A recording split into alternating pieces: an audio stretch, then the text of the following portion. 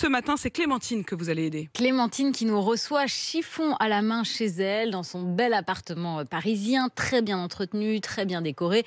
A priori, tout va bien pour cette famille avec 2 enfants de 2 et 5 ans, sauf que depuis la rentrée, rien ne va plus. Le taux d'humidité dans l'appartement est extrêmement élevé, de plus de 75%. Il y a même des endroits où on est à plus de 80% dans la chambre des enfants.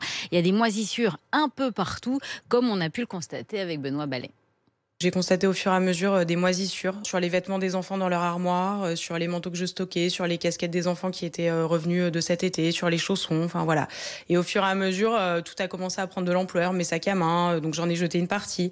Le lit de mon fils, son matelas, j'ai beau laver la housse, ça remoisit. Ma fille s'est mise à saigner du nez. Elle se réveille en pleurant parce qu'elle saigne du nez. On ne sait pas pourquoi. Tous les matins, elle se réveille parce qu'elle éternue, parce qu'elle tousse. Ça ne passe pas.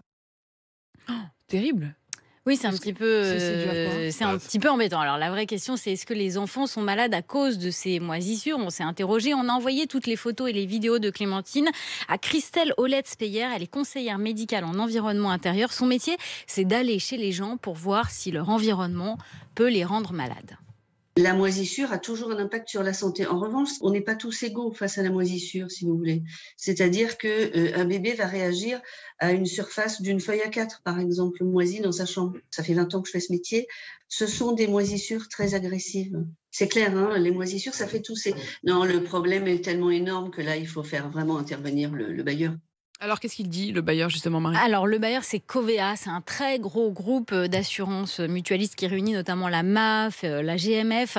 On les a contactés, nous ont répondu que l'appartement n'était absolument pas insalubre. C'est vrai que, comme ça, sur le papier, comme il est très bien entretenu, ça n'a pas l'air d'être un appartement insalubre. Sauf que la définition d'un logement insalubre, selon une loi de 1850, c'est un logement susceptible de porter atteinte à la santé des habitants. Donc, ce matin, il y a un huissier qui va venir chez Clémentine et faire un constat. Et ensuite, il y a une avocate qui va adresser un courrier à Covea pour demander un relogement en urgence en attente de travaux, puisque les bailleurs ont tout simplement l'obligation d'agir en cas d'insalubrité. Surtout qu'il y a un appartement vacant au 5e étage de l'immeuble.